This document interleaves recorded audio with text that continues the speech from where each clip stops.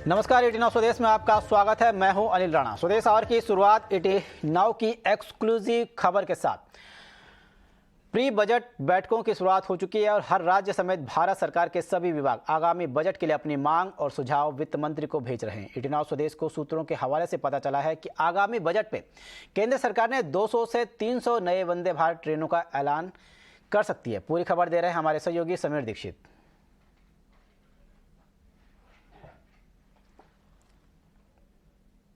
ईटीना स्वदेश mega exclusive, और ये एक्सक्लूसिव खबर जुड़ी हुई है यूनियन बजट से भी। और जिस सेक्टर की हम बात करेंगे वो है भारतीय रेलवे। सूत्रों के मुताबिक आगामी यूनियन बजट में भारतीय रेलवे की तरफ से 200 से 300 नई वंदे भारत ट्रेन की घोषणा हो सकती है। दरअसल रेलवे की, या यूं कहें कि सरकार का भारतीय रेलवे को लेकर के एक लॉन्ग टर्म विजन है, एक रोड मैप जो उन्होंने तैयार किया है अगले 25 सालों का। वो यही है कि जितनी भी मौजूदा शताब्दी या राजधानी ट्रेन है, यहाँ तक कि सुपर एक्सप्रेस ट्रेन है, इनको वंदे भारत ट्रेन, वो वंदे भारत ट्रेन जो भारत में ही बनाई जाती है, इस वंदे भारत ट्रेन के जरिए उसको रिप्लेस करना है। यानी कि ये वंदे भारत ट्रेन उनकी जगह ले लेंगी। और चूंकि बड़े पैमाने पर वंदे भारत ट्रेन चलानी है, इसी को देखते हुए सरकार हर बजट में इस तरीके से 200 से 300 नई वंदे भारत ट्रेन की घोषणा करेगी। और इस घोषणा को पूरा करने के लिए सरकार वंदे भारत ट्रेन के प्रोडक्शन में भी जबरदस्त तरीके से इजाफा करने की तैयारी कर रही है। यहां तक कि सूत्रों ने यह भी बताया कि जो लक्ष्य वित्त वर्ष 2023-24 के लिए वंदे भारत ट्रेन के प्रोडक्शन का रखा है, वो 100 वंदे भारत ट्रेन का रखा है। तो ये बड़े प्रोडक्शन टारगेट के साथ में रेलवे की कोशिश यही है कि धीरे धीरे जो है जितने भी एलएचबी कोचेस होते हैं या जो पुरानी शताब्दी या राजधानी ट्रेन है जिन्होंने अपनी कार्यकाल को पूरा कर लिया है, उसको वंदे भारत ट्रेन से रिप्लेस करना है। अभी को अगर आप देखें तो अभी सिर्फ 5 वंदे भारत ट्रेन पटरियों पर चल रही है। मसलन जो दिल्ली से वाराणसी, दिल्ली जम्मू, अंब अंदौरा से लेकर के दिल्ली, और साथ ही साथ जो गांधीनगर से मुंबई के लिए और दक्षिण में बेंगलुरु से चेन्नई के लिए जो वंदे भारत ट्रेन चल रही है, ये सिर्फ 5 है। लेकिन आने वाले वक्त में आप अगले 25 सालों में अगर आप देखें तो आप भारतीय रेलवे में ज्यादातर वंदे भारत ट्रेन ही चलते हुए देखेंगे। तो वंदे भारत ट्रेन को लेकर के ये मेगा तैयारी रेलवे की है। घोषणा आप बजट में भी देखेंगे और उसी के साथ आप प्रोडक्शन में भी जबरदस्त इजाफा हुआ देखेंगे। रेलवे अब sleeper class Vande Bharat train पटरी पर दौड़ाने की तैयारी कर रहा है। 89 स्वदेश को सूत्रों के हवाले से खबर मिली है कि फरवरी 2024 से स्लीपर क्लास वंदे भारत ट्रेनें शुरू हो जाएंगी। रेलवे इन ट्रेनों के डिजाइन को हरी झंडी दे चुका है। कैसी होंगी ये sleeper class Vande Bharat train और रेलवे का क्या है इरादा, इस एक्सक्लूसिव जानकारी को लेकर हमारे साथ हैं एक बार फिर से संवाददाता समीर दीक्षित। भारतीय रेलवे या फिर वंदे भारत ट्रेन से जुड़ी हुई एक बड़ी एक्सक्लूसिव खबर। सूत्रों के मुताबिक sleeper based Vande Bharat train, पहली ऐसी वंदे भारत ट्रेन जिसमें आप लेट करके यात्रा कर सकते हैं, सो करके यात्रा कर सकते हैं, ऐसी पहली वंदे भारत ट्रेन फरवरी 2024 तक पटरियों पर आ जाएगी। और ये लक्ष्य भारतीय रेलवे ने अपने लिए तय किया है। सूत्रों के मुताबिक ये स्लीपर आधारित वंदे भारत ट्रेन का डिजाइन भी तैयार हो गया है और रेलवे मंत्रालय ये कोशिश कर रहा है कि ऐसी वंदे भारत ट्रेन के प्रोडक्शन जो है वो अगले साल 2023 के कम से कम पहली तिमाही तक उसकी शुरुआत हो पाए, ताकि उसको जल्द पटरियों पर लाया जा सके। तो sleeper based Vande Bharat train की तैयारी रेलवे कर रहा है और इसके पीछे मकसद ये भी है कि ऐसे सेक्शन में जहां पर ट्रेन को 500 किलोमीटर से ज्यादा की यात्रा करनी पड़ती है, वहां पर वंदे भारत ट्रेन का इस्तेमाल किया जाए, ऐसी ट्रेन को दौड़ाया जा सके। और ये जो sleeper based Vande Bharat train होंगी वो आने वाले वक्त में राजधानी या सुपर एक्सप्रेस ट्रेन को रिप्लेस करेंगे, उसकी जगह ले लेंगे। क्योंकि रेलवे ने जो लॉन्ग टर्म विजन अपने लिए तय किया है वो यही है कि अगले 25 सालों में ज्यादातर ये जितनी भी राजधानी शताब्दी या सुपर एक्सप्रेस ट्रेन है, इनकी जगह वंदे भारत ट्रेन ले लेगी। तो sleeper based Vande Bharat train जिसमें आप आराम से सोकर लेटकर यात्रा कर पाएंगे, ऐसी पहली ट्रेन फरवरी 2024 तक आ पाएगी। और अभी जो वंदे भारत ट्रेन चल रही है ये सिटिंग अरेंजमेंट वाली है, chair car based Vande Bharat train है। फिलहाल सिर्फ 5 ट्रेनें ऐसी चल रही हैं, लेकिन प्रोडक्शन जैसे जैसे बढ़ता जाएगा वैसे वैसे ज्यादातर सेक्शन पे ऐसी वंदे भारत ट्रेन चलाई जाएंगी। तो स्लीपर आधारित वंदे भारत ट्रेन के जरिए रेलवे की एक बड़ी कोशिश की यात्रियों को जो कंफर्ट है, सुविधाएं हैं, यहां तक कि सेफ्टी के पैमाने पर अतिरिक्त सुविधाएं दी जाएं इस वंदे भारत ट्रेन के जरिए। लेकिन एक पेच ये भी जरूर है, माना यह जा रहा है कि ऐसी वंदे भारत ट्रेन जब ज्यादा चलेंगी तो उसके लिए किराया थोड़ा ज्यादा आपको चुकाना होगा। लेकिन वंदे भारत ट्रेन के जरिए भारतीय रेलवे की तस्वीर बदलने की, उसको बेहतर बनाने की कोशिश यहां पर सरकार करती हुई नजर आ रही है। प्री बजट की तैयारियों के सिलसिले को आगे बढ़ाते हुए बात करते हैं वित्त मंत्री निर्मला सीतारमण की अगुवाई में चल रहे बैठकों के सिलसिले की। आज वित्त मंत्री की अध्यक्षता में देश के सभी राज्यों के वित्त मंत्रियों और केंद्र शासित प्रदेशों के प्रमुखों के साथ प्री बजट बैठक हुई, जिसमें बजट के लिए राज्यों और केंद्र शासित प्रदेशों से सुझाव मांगे गए। साथ ही राज्यों ने अपनी मांगों को वित्त मंत्री के सामने रखा। माननीय फाइनेंस मिनिस्टर महोदया ने एक बैठक ली, जिसमें महाराष्ट्र की ओर से कुछ चीजें मैंने रखी। विशेष रूप से मैंने भारत सरकार का इसलिए अभिनंदन भी किया है कि उन्होंने 1 लाख करोड़ की कैपिटल ग्रांट की स्कीम निकाली है, जिसमें 50 इयर्स का इंटरेस्ट फ्री लोन वो दे रहे हैं और महाराष्ट्र को इसमें सबसे बड़ा फायदा हुआ है। करीब 6,800 करोड़ महाराष्ट्र को मिले और हमने 3,000 करोड़ रुपए और 2,900 करोड़ का एक और प्रस्ताव दिया है। मेरी अपेक्षा है कि वो भी हमको प्राप्त होगा। इसके हद जीएसटी कंपेंसेशन का भी करीब पैसा महाराष्ट्र को मिला है। कल ही 2,000 करोड़ रुपया मिला है। अभी जो सीएजी ऑडिट है वो ऑडिट होने के बाद और 13,000 करोड़ रुपया हमको मिलेगा।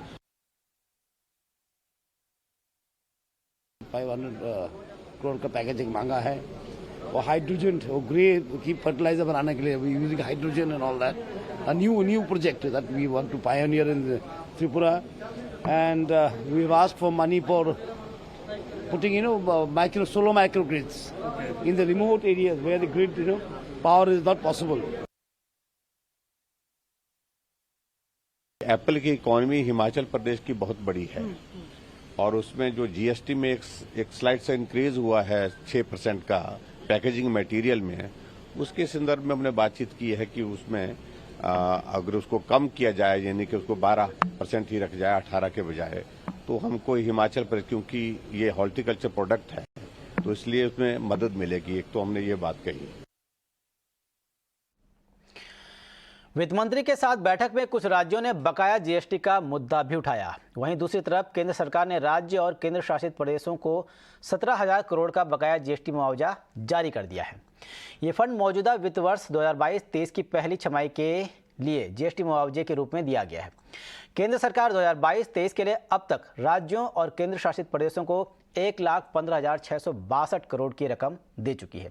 इसी के साथ ही केंद्र ने अपने हिस्से के पूरे साल के सेस का भी भुगतान कर दिया है।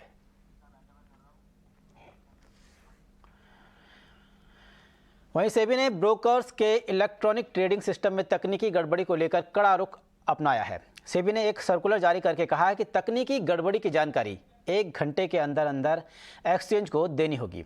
इसके साथ ही सर्वर की लोड कैपेसिटी को भी लेकर उन्होंने निर्देश दिए हैं। सेबी की नई गाइडलाइंस अगले साल 1 अप्रैल से लागू हो जाएंगी। क्या है पूरी खबर, बता रहे हैं ईटी नाउ स्वदेश संवाददाता अंकुर मिश्रा। जी, आपने कई बार सुना होगा कि डिफरेंट सोशल मीडिया प्लेटफॉर्म से कई कस्टमर्स ने कंप्लेन किया कि टेक्निकल ग्लिचेस हुए हैं ट्रेडिंग में। अब इस पर लगाम लगाने के लिए सेबी ने कुछ गाइडलाइंस फ्रेम किए हैं और यहाँ पे सबसे ज़रूरी जो सेबी ने मैंडेट किया है कि जो भी स्टॉक ब्रोकर के ज़रिए ये टेक्निकल ग्लिचेस होते हैं वहाँ पर एक्सचेंजेस को फाइनेंशियल डिसइंसेंटिव्स देने चाहिए। मतलब एक तरीके से डिस्करेज करना चाहिए, वहाँ पे कुछ पेनल्टी हो सकती हैं। वो सेबी ने अभी गाइडलाइंस में बोला है। हालांकि जो फाइनल इसके पैरामीटर्स हैं वो स्टॉक एक्सचेंजेस तय करेंगे और एक कॉन्क्रीट गाइडलाइंस आपको वहां पर दिखाई दे सकती है। लेकिन अभी सेबी ने मैंडेट किया है कि अगर किसी भी तरीके का टेक्निकल ग्लिच होता है तो आपको इमीडिएटली बताना पड़ेगा स्टॉक एक्सचेंज को। साथ ही साथ 1 घंटे में तो 1 घंटे की मैक्सिमम समय सीमा है इसको इन्फॉर्म करने की। और बात यहीं तक खत्म नहीं होती, उसके बाद एक प्रिलिमिनरी रिपोर्ट आपको सबमिट करनी पड़ेगी T+1 डे, यानी कि अगर इंसिडेंट आज हुआ है तो आपको एक दिन बाद अगले ही ट्रेडिंग दिन आपको उस रिपोर्ट को सबमिट करना पड़ेगा। और साथ ही साथ एक रूट कॉज एनालिसिस भी बतानी पड़ेगी, जिसमें एक विस्तृत ब्यौरा होगा कि आखिर वो टेक्निकल ग्लिच क्यों हुई। तो ये रिपोर्ट जो है रूट कॉज एनालिसिस की वो 14 दिन में सबमिट करनी पड़ेगी। साथ ही साथ कई बार पाया गया है कि जितनी सर्वर का लोड उठाने की क्षमता है उससे ज़्यादा कैपेसिटी पे काम करते हैं, तो यहाँ यहाँ पर सेबी ने यहाँ पे तय किया है कि जो आपकी इंस्टॉल्ड कैपेसिटी है वो पीक लोड के 1.5 गुना होनी चाहिए। तो ये एक तय पैरामीटर रख दिया गया है सेबी से, इससे कम में पीक लोड में आपके यहाँ कैपेसिटी नहीं हो सकती है। सेबी का जो ये नया सर्कुलर है वो 1 अप्रैल 2023 से लागू होगा और स्टॉक एक्सचेंजेस तो कुछ दिनों बाद इसमें डिटेल्ड गाइडलाइंस को इशू करेंगे। बढ़ते हैं आगे और गैस प्राइसिंग को लेकर एक बड़ी खबर आ रही है। अभी किरीट पारिक कमेटी ने रिपोर्ट नहीं सौंपी है, लेकिन सूत्रों के हिसाब से जो हमें जानकारी मिली है उसके मुताबिक घरेलू गैस के लिए सीलिंग $6.5 से $7 प्रति MMBTU की हो सकती है। ज़्यादा डिटेल्स के साथ हमारे साथ जुड़ गए हमारे सहयोगी प्रकाश प्रियदर्शी। देखिए, सूत्रों के हवाले से हमें एक्सक्लूसिव जानकारी मिल रही है कि पेट्रोलियम मंत्रालय ने नेचुरल गैस प्राइसिंग के ऊपर जिस किरीट पारिक कमेटी का गठन किया था, वो कमेटी इस बात की सिफारिश कर सकती है कि डोमेस्टिक नेचुरल गैस के लिए जो सीलिंग प्राइस सीलिंग हो वो $6.5 to $7 पर MMBTU हो। सूत्र हमें बता रहे हैं कि ड्राफ्ट रिपोर्ट के हिसाब से कमेटी इस बात की भी सिफारिश कर सकती है कि जो सीलिंग प्राइस है उसमें हर साल $0.5 पर MMBTU की बढ़ोतरी की जाए। साथ ही साथ कमेटी इस बात की भी सिफारिश कर सकती है कि कीमतों के निर्धारण के लिए जो मौजूदा हब फार्मूला है उसको ख़त्म कर दिया जाए और इसके लिए क्रूड लिंक्ड मैकेनिज्म अडॉप्ट किया जाए और उसी आधार पे नेचुरल गैस की कीमतों का निर्धारण किया जाए। सूत्र हमें बता रहे हैं कि कमेटी अगले हफ्ते फाइनल रिपोर्ट सबमिट कर सकती है सरकार को 30 नवंबर से पहले और उसकी एक अहम बैठक अगले हफ्ते सोमवार को यानी कि 28 नवंबर को होने जा रही है, जिसमें कमेटी जो है अपने मेंबर से ड्राफ्ट रिपोर्ट पर फाइनल कमेंट्स मांगेगी। 15 नवंबर तक कमेटी अपनी रिपोर्ट नहीं सौंप सकी क्योंकि जो नया फार्मूला है उस पर मेंबर्स के बीच में सहमति नहीं बन पाई। सूत्र हमें बता रहे हैं कि इस बात की भी योजना है कि जो सीलिंग फार्मूला है कीमतों के ऊपर उसको फेज्ड मैनर में ख़त्म किया जाएगा और अगले 4 साल में डोमेस्टिक नेचुरल गैस की कीमतों को मार्केट से लिंक कर दिया जाएगा। सूत्र हमें बता रहे हैं कि कमेटी इस बात की भी सिफारिश करेगी कि सरकार को जल्द से जल्द नेचुरल गैस को GST के दायरे में लाने की ज़रूरत है और इसके प्रयास जो है वो शुरू करने चाहिए। साथ ही साथ जहां तक गैस एलोकेशन पॉलिसी के सवाल है, जब तक सीलिंग फार्मूला है कीमतों के ऊपर पॉलिसी को जारी रखा जाएगा और जो सिटी गैस डिस्ट्रीब्यूशन सेक्टर है उसको गैस एलोकेशन के मामले में प्रमुख जो वरीयता है वो मिलती रहेगी। हाल ही में रेल मंत्रालय ने IRCTC को खाने का मेन्यू और कीमत तय करने की आज़ादी दे दी है। IRCTC की भविष्य की क्या योजना है, इस पर ईटी नाउ स्वदेश के संवाददाता समीर दीक्षित ने IRCTC की CMD रजनी हंसीजा से खास बातचीत की। आज हम आपके बेस किचन में ही मौजूद हैं। काफ़ी अच्छी तैयारियां चल रही है और यहीं से आपकी शुरुआत भी करेंगे। पहला सवाल यही है कि हाल ही में रेल मंत्रालय ने आपको एक छूट दी है, एक फ्लेक्सिबिलिटी दी है ताकि आप अपने खान पान में कस्टमाइज कर सकते हैं मेन्यू को, उसके रेट भी आप तय कर सकते हैं। तो ये जो फैसला है ये IRCTC के लिए और साथ साथ रेल मुसाफिरों के लिए कितना फ़ायदेमंद साबित होगा? ये दोनों के लिए फ़ायदेमंद होगा। सबसे पहले तो हम कस्टमर की बात करते हैं, जो हमारे रेलवे पैसेंजर्स हैं, जो काफ़ी उनमें से कई लोग हमारे बहुत रेगुलर पैसेंजर हैं जो सुबह और शाम शताब्दी से चलते हैं, तो monotony of the menu will be broken. Okay, कि उनको एक वैरायटी मिलेगी। दूसरा, हमारा जो टैरिफ है, क्योंकि ये जो चेंजेस हैं विद इन एग्जिस्टिंग टैरिफ होने हैं, तो इसके लिए हम लोगों को उसी टैरिफ में रखते हुए डिफरेंट रीजनल क्यूजिन लाने का मौका मिलेगा जो अभी तक हम नहीं ला पा रहे थे। ओके, जैसे कभी आप देखते हैं साइक्लिक मेन्यू की सुविधा है तो फ्रेश वेजिटेबल्स भी ऐड हो सकती हैं, या पनीर रोज रोज खाने के लिए आदमी को बाध्य नहीं होना पड़ेगा।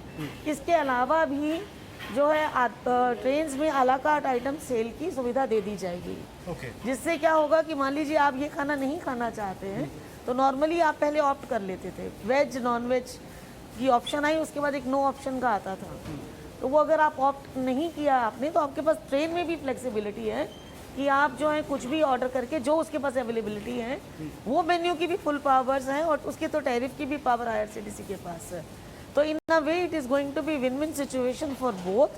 IRCTC के पास कस्टमर को सेटिस्फेक्शन का मौका मिलेगा और साथ में कस्टमर के पास ज़्यादा वैरायटी होगी जो फूड ऑप्ट कर सकता है। इस पर्टिकुलर मेन्यू में भी फ्लेक्सिबिलिटी लाने की सुविधा है हमें, जो हम साइक्लिक बनाएंगे और रीजन के वाइज से थोड़ा सा विविधता का रूप देंगे। क्योंकि आपने टैरिफ का जिक्र किया तो ये जाहिर बात है कि आपके लिए एक रेवेन्यू बढ़ाने का भी एक जरिया हो सकता है। क्या उम्मीद है आपको इससे? देखिए, रेवेन्यू जहाँ तक बढ़ाने की बात है, रेवेन्यू के प्रोस्पेक्ट्स, अगर अभी जो आपके कुछ पैसेंजर जो हैं कुछ गाड़ियों में 20% के आसपास ऑप्ट आउट कर लेते थे, कोई खाना नहीं लेते थे, कभी घर से लेते थे या वो स्टेशन से लेते थे, तो वो जो कस्टमर है पूरे के पूरे ही केटरिंग में डाइवर्ट नहीं हो रहे थे, तो उनको हमें यहाँ डाइवर्ट करने का मौका मिलेगा सेल पर। तो रेवेन्यू में हो सकता है थोड़ा सा इसमें इम्प्रूवमेंट आए on the better side. Fresh tendering जब होगी तो उसमें उसको लिया जाएगा। अभी एग्जिस्टिंग टेंडरिंग में इसका क्या किया जा सकता है, ये रेलवे स्पीड को बढ़ाने के लिए रेलवे मॉडर्न तकनीक को इंपोर्ट करने की तैयारी में है। पूरी खबर दे रहे हैं हमारे सहयोगी समीर दीक्षित। यात्री ट्रेनों की औसतन जो स्पीड है इसमें सुधार को लेकर के रेलवे मिनिस्ट्री बड़ी तैयारी कर रही है। सूत्रों के मुताबिक रेलवे जो है वो एडवांस तकनीक को भारत में इंपोर्ट करने की तैयारी कर रही है, और जहां पर संभव, अगर इंपोर्ट संभव नहीं होता है तो वहां पर उस कंट्री के साथ में या फिर उस विदेशी तकनीक के बनाने वाली कंपनी के साथ में वो पार्टनर भी कर सकती है। दरअसल अगर आप बड़ी तस्वीर देखें तो भारत में जो रेल ट्रैक्स है उसमें कई जगह कर्व्स हैं, जिसके चलते जो यात्री ट्रेन है उसकी एवरेज स्पीड काफी घट जाती है। कई जगहों पे तो ये घट करके 10 या 20 किलोमीटर प्रति घंटे तक नीचे आ जाती है। लेकिन एवरेज स्पीड को लक्ष्य रेलवे मंत्रालय ये लेकर के चल रहा है कि इसको 50 से 60 किलोमीटर प्रति घंटे तक लेकर के जाना है, और ये तभी संभव होगा जब रेलवे के पास टिल्टिंग कोच टेक्नोलॉजी होगी। जी हाँ, ये उस तकनीक का नाम है जिसको रेलवे अपनाना चाहता है, और उसका नाम है टिल्टिंग कोच टेक्नोलॉजी।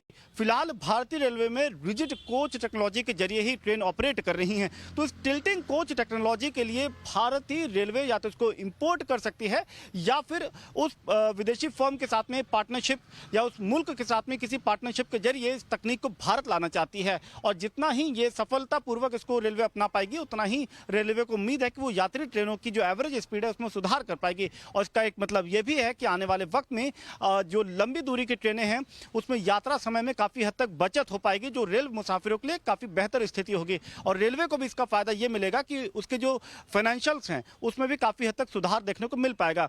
तो ये पैसेंजर सेगमेंट में फिलहाल एक बड़ा कदम यहाँ पर रेलवे उठाती हुई दिख रही है। तैयारियां काफी जोर शोर से चल रही हैं और इस दिशा में कोई बड़ा अनाउंसमेंट रेल मंत्रालय जल्द कर सकता है। टाइम्स नाउ समिट में विदेश मंत्री एस जयशंकर मौजूदा ग्लोबल चुनौतियों में भारत की भूमिका पर बोलते हुए उन्होंने कहा कि कोविड के बाद दुनिया के हर देश की इकोनॉमी पर असर पड़ा है, लेकिन भारत की ग्रोथ स्टोरी में कभी ठहराव नहीं आया। वहीं पाकिस्तान और चीन के स्ट्रेटेजिक गठजोड़ पर उन्होंने कहा कि यह भारत के लिए एक चुनौती है। Pakistan is an issue on which,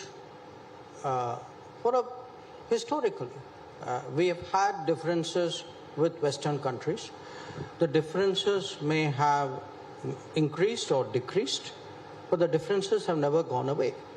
You know, for whatever reason, different Western countries have perceived a utility for Pakistan in their larger calculations, and therefore often practice policies and do actions which are against our interests and obviously with which we are deeply concerned. So I have today built a relationship with the major Western countries, or you can say broadly with the West, recognizing that this is an issue on which I do not have agreement. China, the second biggest economy in the world, our proximate neighbor, but also one with whom we've had, to put it politely, a difficult history, where we've had conflict. We have a very major boundary dispute, and where on many issues of high importance to us, they have not been supported. This could be our quest for permanent membership of the UN Security Council and reform of the UN. It could be our candidature for becoming a member of the Nuclear Suppliers Group, or it could be those issues you mentioned, listing of UN terrorists, and it could be something far more basic, and this is something which goes back to the 1950s and 60s, which is their relationship with Pakistan, and how that relationship in Pakistan, with Pakistan, actually affects the security interests of India. These are out there. We all know that these are out there. Now, to my mind, the right way of dealing with it is to be firm when you have to be firm, So, if you have to move troops up to the border to deal with what they are trying to do, you should do that. वहीं times now summit में प्रधानमंत्री के आर्थिक सलाहकार परिषद के सदस्य संजीव सान्याल ने कहा कि मौजूदा इकोनॉमिक मशीनरी से भारत 9% जीडीपी ग्रोथ हासिल करने में सक्षम है। If we get an open road, this economic machinery that we have built is capable of generating 9% GDP growth rate. Not just yet, because as I said, we need an open road. This is not open road, but it is capable of much higher growth rate. First big obstacle to that open road is actually the rest of the world and the disarray it is in. It's not surprising given the COVID shock, the geopolitical events in Eastern Europe, oil prices and so on. But the time will come when we will be able to press the accelerator, and I'm assuring you that the Indian supply side is ready for the big time. हफ्ते के आखिरी कारोबारी दिन बाजार 52 हफ्ते की ऊंचाई पर दिखा। निफ्टी 18,500 के पार बंद हुआ। सेंसेक्स भी हरे निशान पर बंद हुआ। रिकॉर्ड स्तर छूने के बाद निफ्टी बैंक में हल्की मुनाफा वसूली दिखी। मीडिया, रियल्टी और ऑटो शेयर से भी बाजार को सपोर्ट मिला।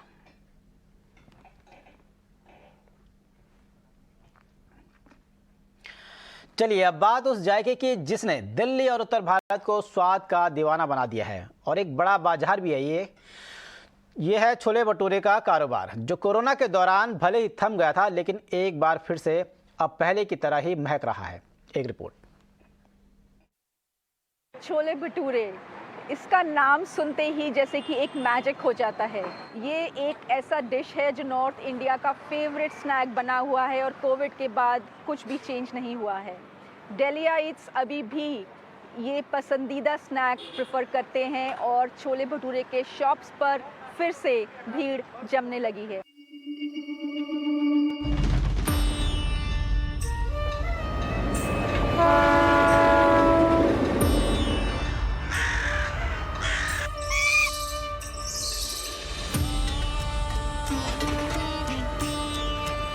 गरम गरम छोले और फूले हुए भटूरे, जिसे देखते ही जी ललचाए और खाए बिना रहा न जाए। और यही वजह है कि कोरोना के साथ भी और कोरोना के बाद भी जुबान ने इस चटपटे छोले भटूरे का स्वाद नहीं छोड़ा, खासकर उत्तर भारत के लोगों ने। चाहे घर के बने छोले भटूरे हो या बाहर के, जो हेल्थ कॉन्शियस भी हैं, वो भी इस जायके से बच नहीं पाए। यही वजह है कि दिल्ली के बड़े रेस्टोरेंट्स में औसतन रोजाना 1000 से ज्यादा छोले भटूरे के ऑर्डर्स आते हैं। कोविड के बाद जिनकी कीमत में थोड़ा इजाफा हुआ है और अब लगभग एक प्लेट के रेट 90 रुपए है। उधर कोरोना के बाद महंगाई ने काफी रफ्तार भरी, लेकिन छोले भटूरे के कारोबार में इस रफ्तार पर लगाम रही है। सिर्फ 5 से 10% की ही महंगाई रही, जिसके चलते छोले भटूरे के दामों को लेकर खाने वाले भी खुश हैं और बनाने वाले भी। आ गया थोड़ा सा, आ गया, पहले से लेवल आ गया। कोविड हो या नॉन कोविड हो, जो कोविड का पीरियड था उसमें लोगों ने बहुत मिस किया। लोग फ़ोन करके, जिनके पास फ़ोन नंबर थे मेरे, फ़ोन करके कहते थे हमें छोले घर पे बना के भेज दो, हमें रेसिपी बता दो।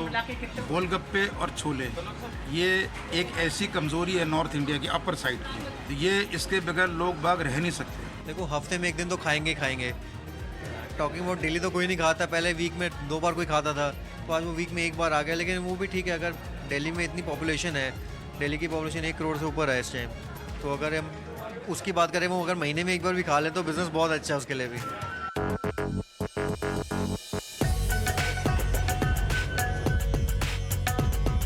ये कहना गलत नहीं होगा कि कोरोना के बाद जो सेक्टर सबसे तेजी से रिकवर हुआ है, वो यही छोले भटूरे का सेक्टर है। क्योंकि तलते हुए छोले भटूरे की महक जब आती है, तो कितना भी हेल्थ कॉन्शियस इंसान क्यों ना हो, इस चटपटे जायके का इतना तो रिस्क उठा ही लेता है। I like everything about chole bhature, be it the chole और the भटूरे और the अचार। जैसे हम लोग नॉर्मल छोले भटूरे खाते हैं, उससे काफ़ी यूनिक है और काफ़ी इन्होंने अपना खुद का इनोवेशन लगाया है इसमें। बहुत पुरानी शॉप है, मैं जब भी आता हूँ फैमिली के साथ आऊँ, फ्रेंड्स के साथ आऊँ, तो यहाँ पे पहले भटूरे खा के फिर ही कहीं आगे जाते दिल्ली में। हम दिल्ली में जब भी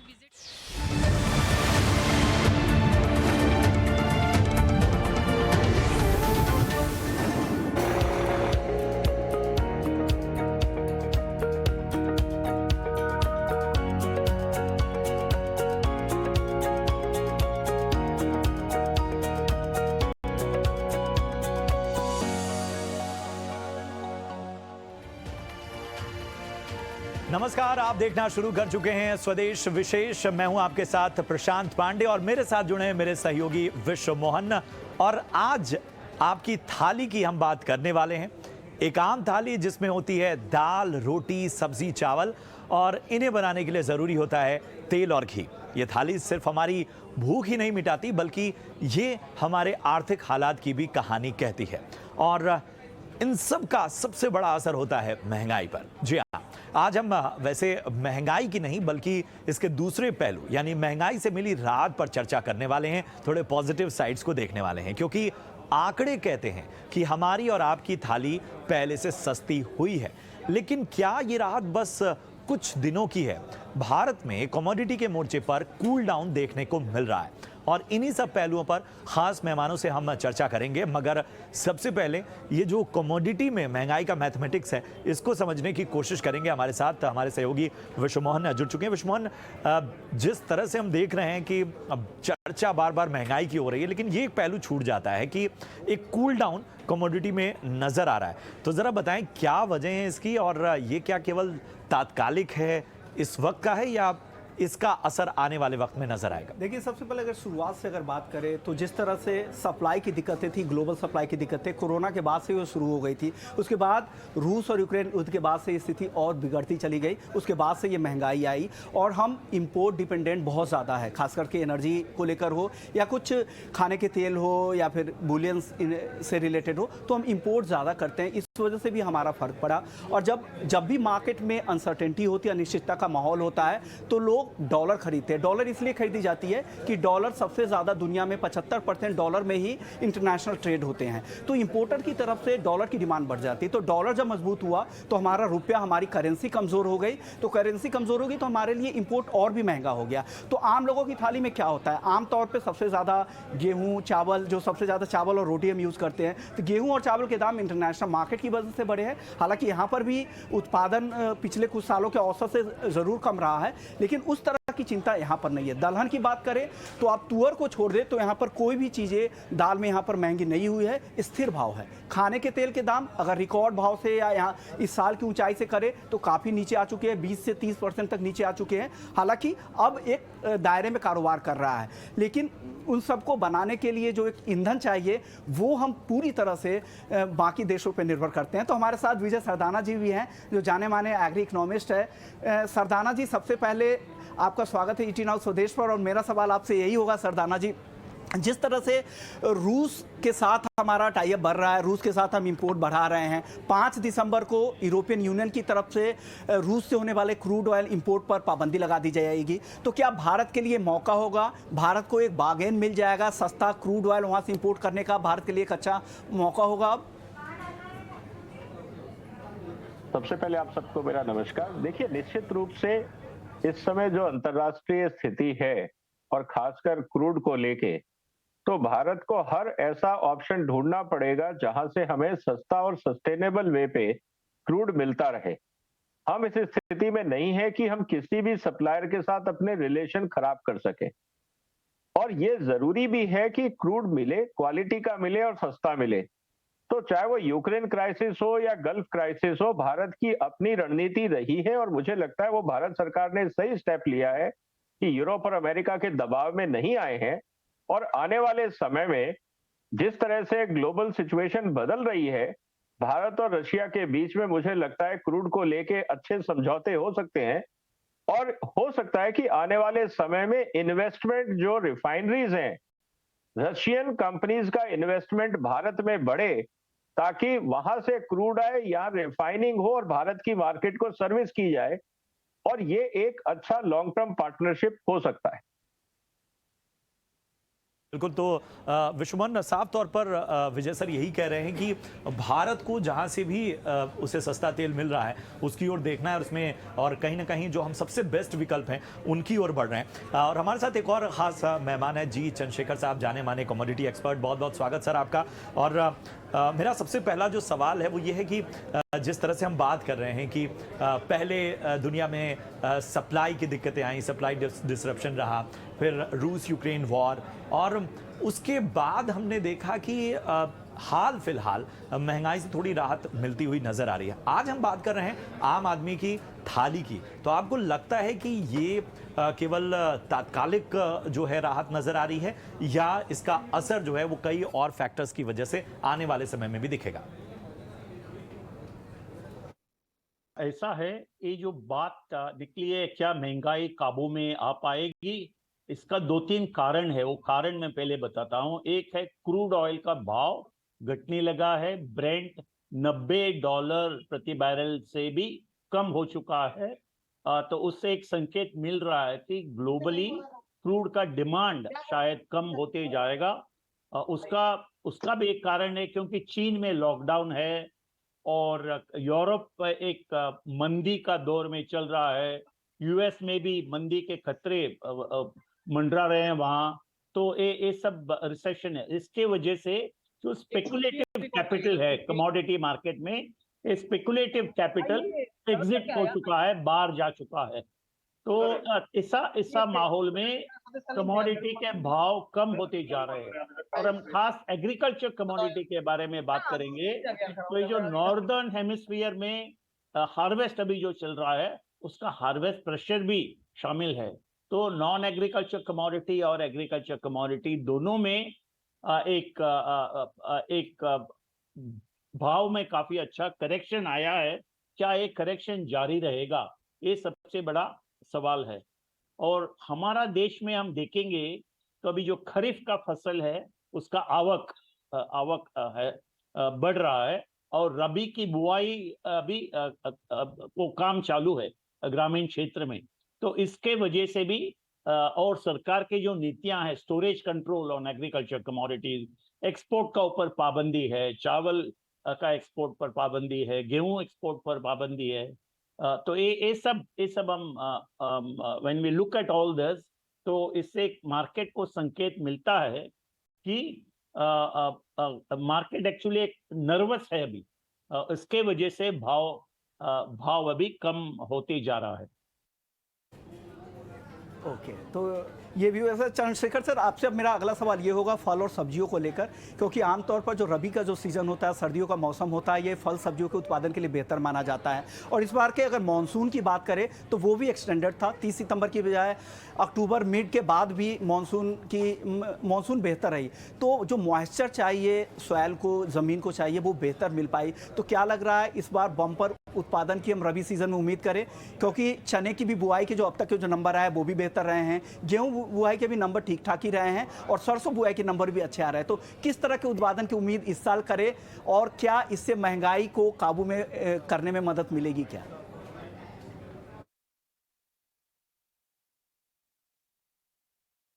सच बोलूं तो अभी जो फ्रूट्स एंड वेजिटेबल्स, उनके जो भाव जरा सा कम हुआ है, वो सीजनल फैक्टर्स के वजह से है, क्योंकि उसका सप्लाई अभी बढ़ चुका है। अगर हम पूरा रबी फसल के बारे में हम बात करेंगे तो बड़ा क्रॉप है, गेहूं है, रेपसीड मस्टर्ड यानी तिलहन है, सरसों का क्रॉप है, और चना, पल्सेस में चना, ये सब बड़े हमारे फसल है रबी सीजन के। मगर अभी जो मैं देख रहा हूँ, जो बुवाई के आंकड़े आ रहे हैं, आखिरी आंकड़े थे 18 नवंबर के, तो उससे कोई बड़ा मुझे उम्मीद नहीं मिल रहा है कि बुआई बहुत तेजी से आगे बढ़ रहा है, या it is happening in an accelerated fashion. Sir मगर इट्स वेरी अर्ली, बहुत जल्दी है, अभी हमें कोई इसमें अनुमान नहीं लगाना चाहिए। मगर और भी मुझे लगता है 3 या 4 हफ्ता बाद, शायद मिड दिसंबर में हमें एक अच्छा संकेत मिलेगा। जब भी बुआई के आंकड़े आएंगे अर्ली टू मिड दिसंबर, तभी हम अनुमान लगा सकते हैं कि क्या रबी फसल अच्छा होगा कि नहीं। मगर इसके बीच 1-2 आउटलुक हम देखेंगे कि आगे जाकर के क्या हो सकता है, क्या महंगाई काबू में आएगी कि नहीं, ये तो सबसे बड़ा सवाल है। तो इसमें मेरा अनुमान ये है, मैं देख रहा हूं कि जो क्रूड का भाव $90 से कम हो चुका है, मेरा अनुमान है कि काफी टेम्पररी है। क्योंकि आप 2023 का हम देखेंगे तो काफी सप्लाई टाइटनेस मैं महसूस कर रहा हूं। आप सप्लाई डिमांड फंडामेंटल देखेंगे तो 2023 में क्रूड का मार्केट काफी टाइट रहेगा। उसके वजह से मैं कोई बड़ा और भी ज्यादा करेक्शन क्रूड ऑयल में मैं नहीं देख रहा हूं। तो क्रूड ऑयल से हमें कोई बड़ा राहत मिलने की उम्मीद नहीं है।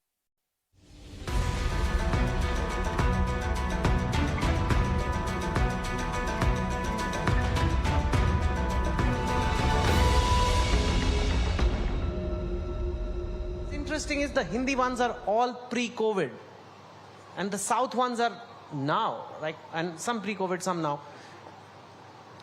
It's truly amazing what's going on. Let me go to Anupam sir first, then we go to the guy who's from there. Sir, what is happening? Well, you are coining them as South Indian films and North Indian films. I will say that they are Indian films.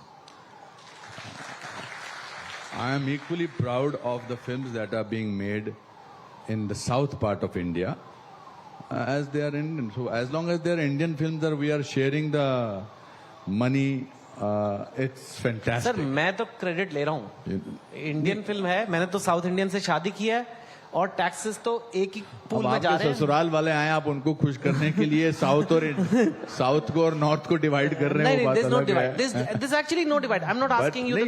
I genuinely believe that this is a divide that is sort of being created. अब आप Japan की कोई film या Germany की कोई film या Poland की कोई फिल्म थोड़ा कहते हैं कि साउथ पोलिश फिल्म ने इतना बिजनेस किया, नॉर्थ पोलिश फिल्म ने इतना बिजनेस किया। We are a lucky country to have 22 official regional languages and 3000 dialects that we are there. We are lucky to have that. But to sort of say that, and I genuinely believe it, I'm not trying to defend anything, I genuinely believe that this is Indian film industry and our brothers and sisters in regional film are making this much of money and we are making this much of money. They are much more cinema oriented city part of the world in India, and in Indian Hindi film has to cater to different languages, whereas but now they have broken that barrier. All the films that you talked about, it started with, his film started with, I think, 50 lakhs of rupees and it has reached 83 crores in Hindi, which is phenomenal. And so that divide has been broken post-COVID. So that's what I think is the greatest achievement of cinema in India. Definitely. Good answer. And of course, they are all Indian films, but I told you the numbers. Other regional cinemas, 9 crores, 15 crores, 10 crores. South, thousands of crores. Something is being done right there, including you. You've also done something right. But as an observer, since we are at a summit where we discuss these things, we can discuss. And I totally agree with you that South, North thing is not. I'll tell you, mere khayal se, I have a guess on why that thing has come. Long time ago, there was only Doordarshan. On Sunday, there used to be a Hindi movie, prime slot. And on Thursday, there should be another movie. It was called regional film. So when in doubt, blame the previous governments. But that is the classification that was done by the government. Regional film and Sunday is the main big show. Maybe it's that legacy, but clearly it's no longer like it's huge, South. So what is happening there? How do you think the South got its groove right? ನಮಸ್ಕಾರ ಎಲ್ಲರಿಗೂ ನಮಸ್ಕಾರ I think लोग नए नए कहानी को ढूंढ रहे और आप पोस्ट कोविड बोल रहे तो मैं सोचता हूँ कोविड के बाद जो लॉकडाउन के बाद जो ओटीटी प्लेटफॉर्म से लोग इतने वर्ल्ड सिनेमा या रीजनल फिल्म्स को देखने को मिला, आई थिंक लोग उसके बाद जो लैंग्वेज का जो बैरियर था वो हटा के जो इंडियन सेंटिमेंट, हमारा जो रूटेड कहानियाँ, वो देखने का ज़्यादा इम्पोर्टेंस दे रहे हैं। वैसा तो हमारा इंडियन सिनेमा में बहुत सारे जॉनर में हम लोग फिल्म करते हैं, कहानियाँ बताते हैं। उसमें भी ज़्यादा commercial films influenced by western या हॉलीवुड फिल्म्स और दूसरे कंट्री का जो एक्शन फिल्म्स आता था, वैसा कुछ इन्फ्लुएंस था। ये मैं बता रहा हूँ शायद अर्ली 90s से इस तरफ देखा तो। लेकिन लोगों को क्या चाहिए था, वो अभी का जो ओटीटी प्लेटफॉर्म हो, वेस्टर्न फिल्म में हो, उधर नहीं मिलेगा। जो रूटेड कहानी जो मिलता है हमारा जो गांव में, जो हमको क्या बिलीव करते हैं, क्या क्या मतलब अगर मैं अभी कांतारा में मैं मेरा गांव का कहानी लेके आके बताया, I always believe more regional is more universal. तो वो एक रीजनल कंटेंट लेके आया, तो जो इसमें जो हमारा जो रिचुअल्स हम बताए और हम दैवाराधना के बारे में बताए, ये मैं सोचा भारत एक देश है, एक कृषि से एक जुड़ा हुआ एक देश है। हमारा पूरा कनेक्शन उधर से रहता है, हमारा जो लाइफस्टाइल है, वे ऑफ लाइफ है, सब उधर से आता है करके। सो कांतारा में क्या बताया था मैं, वो भारत का हर गांव में वैसा कुछ बिलीफ है, वैसा कुछ शक्ति को मानते हैं लोग, वो हमारा सेंटिमेंट भी है, हमारा इमोशन भी है। शायद वैसा कुछ एलिमेंट्स, ऐसा कुछ कंटेंट कनेक्ट हो रहा है ज़्यादा। सो इसलिए ग्लोबली सब लोग कनेक्ट कर रहे हैं। तो ऐसा नहीं है कि अभी साउथ का चल रहा है, नॉर्थ का नहीं चल रहा है, ऐसा नहीं है। हिंदी फिल्म का बहुत बड़ा कंट्रीब्यूशन है इंडियन सिनेमा को। कश्मीर फाइल्स को क्या बोलते हैं हम? In fact, I was going to talk about that. Yes. So वो same time this year release हुआ कि वो कनाडा में इतना अच्छा कलेक्शन किया, बहुत सारे लोग देखा है उधर। जो कश्मीर में क्या हुआ, जो कर्नाटक में सब लोग को पता नहीं, लेकिन जो इमोशंस जो कनेक्ट हुआ उधर, जो वो ज्यादा चाहिए लोगों को, वो एक्सपेक्ट कर रहे हैं शायद। Also, I think ratio-wise, thanks for mentioning Kashmir Files. Ratio-wise, Kashmir Files का बजट था 17 करोड़ रुपया, उसने बिजनेस किया 350 करोड़ का। I think Here also you match.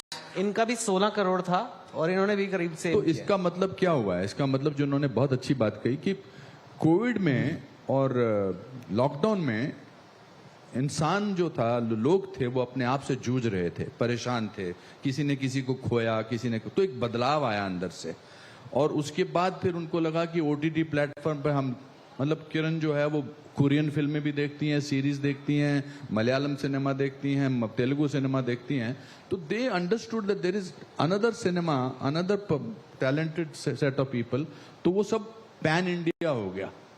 और उसके बाद जब फिल्में लगी तो उनको कहीं ना कहीं ऑडियंस को फेकनेस से थोड़ी सी एलर्जी हुई। Anything that is fake, because they went through so much of change. People went through so much of change. One small virus made the difference, but people went through this whole turmoil inside. So they didn't want anything. I think this is what my analysis, that they don't want anything which is fake. What is real? What has happened over here is there is a person who is making a real film. It's rooted. It's Indian. Its emotions are believable. तो कोई भी चीज जो है वो थोड़ी सी जरा pretentious है, वो लोगों को पसंद नहीं आ रही है। तो फिगर्स के अलावा, मतलब जो आप फिगर्स बता रहे थे शुरुआत में, उसके अलावा एक जो चेंज आया ऑडियंस में, that is a welcome change. वरना 3 फिल्में जो मेरी आपने गिनाई नहीं शायद, पर मैं गिनाना चाहता हूं कश्मीर फाइल्स मार्च में आई, एक मैंने फिल्म की गेस्ट अपीयरेंस है उसमें, कार्तिकेय 2 में मेरे 2 सीन है मुश्किल से, मगर वो भी 50 लाख रुपए से शुरू हुई थी हिंदी सिनेमा में, और उसके गई वो 25 लाख, तो टोटल उसने बनाया 130 करोड़। Completely different story. ऊंचाई, एक 365 प्लस के लोगों की कहानी है जो एवरेस्ट बेस कैंप जाना चाहते हैं। It is not a regular Hindi film.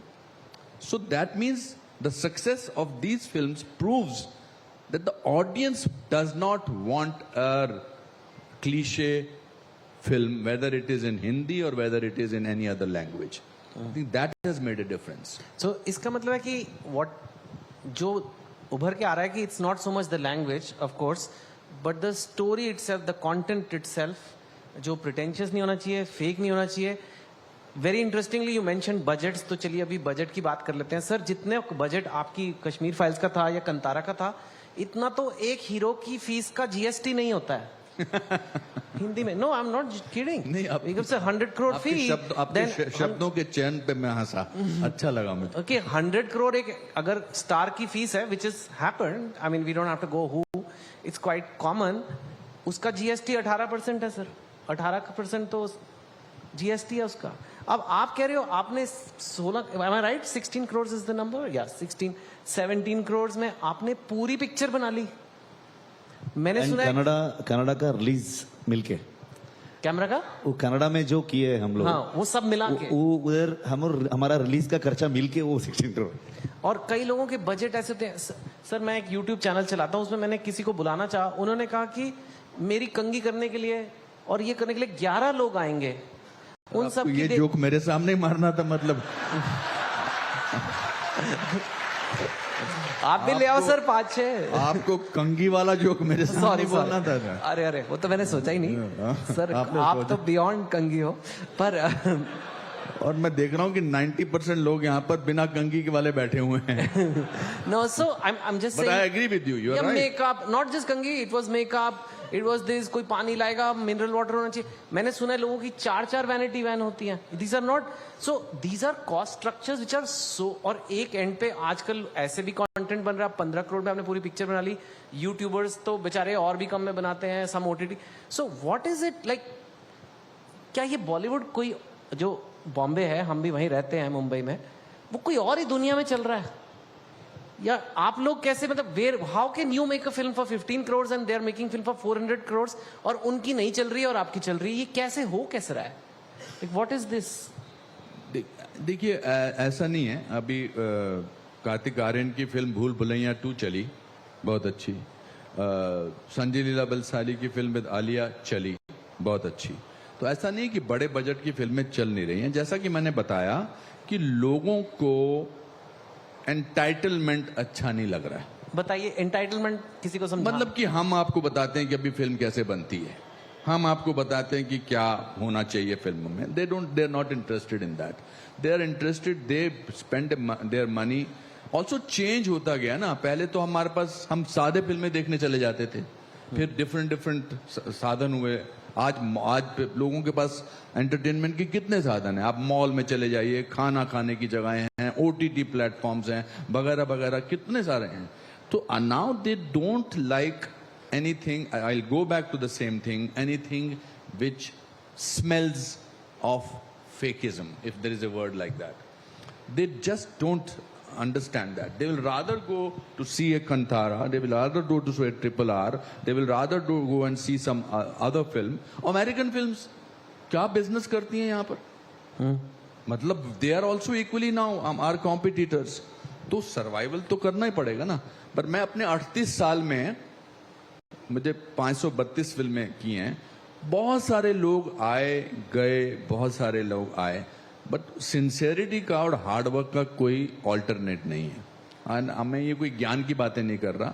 तो ऐसे लगता है कि हम चलो अगर पैसे से बनानी है फिल्म, बट दिस इज, मुझे लगता है अमृत मंथन है, ये चर्निंग है। अमृत मंथन का पीरियड अच्छा होता है, इसके बाद जो आगे फिल्में बनेंगी वो शायद अलग बनेंगी, डिफरेंट बनेगी। कभी कभी सोचने पे मजबूर हो जाते हैं ना। You see when you talk about, जैसे हम लोगों में क्या कमजोरी है, आपको दुनिया का कोई भी सिनेमा आप में पीछे बूट नहीं लगा होगा। हमने एक्सेप्ट कर लिया कि हम अपने आप को बॉलीवुड बोलेंगे। आप भी बार बार बॉलीवुड बोल रहे हैं। आपको क्या लगता है कि जापानीज फिल्म को जापानीज वुड बोलते हैं, इटालियन को इटालियन वुड बोलते हैं, but even the regional films are agreed to happy with Kollywood, Tollywood. This is nonsense. ये हमारी कमजोरी है कि हम बड़े खुश हैं कि हमारे को बॉलीवुड बोलते हैं। अरे ये हिंदी फिल्म सिनेमा है या इंडियन सिनेमा है, हम खुश हैं इस बात से। सो आई थिंक ये एक हमारी कमजोरी है जो इसको धीरे धीरे ठीक हो जाएगी।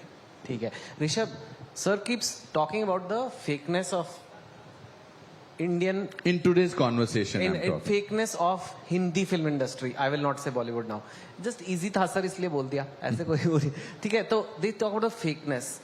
नहीं, I'm not talking about, no, I am part of Hindi film industry, and whatever I am today is thanks to them. So I'm not criticizing them. You asked me a question that बड़ी फिल्में क्यों नहीं चलती हैं। मैंने ये कहा कि कोविड के समय में ऑडियंस में एक बदलाव आया है।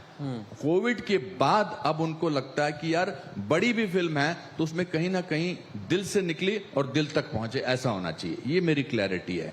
Otherwise I have done the most ridiculous roles with joy and passion. I'm a gold medalist from the National School of Drama. अब मैंने दिल फिल्म में मक्खी एक्चुअली निकाली थी और मतलब मक्खी चूस के लिए, बट हजारों लोग बिलीव करते हैं, करोड़ों लोग बिलीव करते हैं. So I am not taking away the joy and the pride of being a part of Hindi film industry. I am just saying that why that must have happened now. That's it. Sir also mentioned कि now there are a lot of options. People can watch OTT, of course this television. Even you just open your phones, you can see YouTube Shorts, Instagram Reels. You know, it's very easy to entertain yourself now. So films require a lot of effort. You have to go to the theater now. There was a time there was nothing like cinema, right? But today, do you feel that there's a pressure because of that? That, you know, youngsters will just watch reels on their phone all day long. सही है, क्योंकि अभी आज based on cinema कौन updated कौन है? मेरा हिसाब से ऑडियंस है, वो ज़्यादा अपडेटेड है. जो अपडेटेड कौन नहीं है, तो आई थिंक हम राइटर्स और फिल्म मेकर्स, क्योंकि आज क्या रिलीज हुआ है, शायद वो OTT प्लेटफॉर्म हो, थिएटर हो, वो अभी अभी देख के आए हैं ऑडियंस. लेकिन हम लोग 1 साल का एक पुराना कहानी अभी बता रहे हैं. सो शायद वो 2 साल 3 साल भी लगेगा. तो ऐसा एक कहानी हम लोग लेके आ रहे हैं. तो हम कुछ दूसरा वेस्टर्न फिल्म्स, और वही मैं कह रहा था, उधर से इन्फ्लुएंस होके हम लोग कुछ फिल्म का कुछ फॉर्मेट होता है ना, वही फॉर्मेट में हम लोग कहानी बताया. वैसा कुछ कहानियाँ, वैसा कुछ जॉनर का जो फिल्म उन लोगों को ओरिजिनली हॉलीवुड या किसी और इंडस्ट्री से मिलता है. लेकिन मैं बिलीव करता हूँ, मैं अगर जाके मेरा गांव का एक कहानी लेके आया, वो आपका कुछ OTT प्लेटफॉर्म किधर भी नहीं मिलेगा.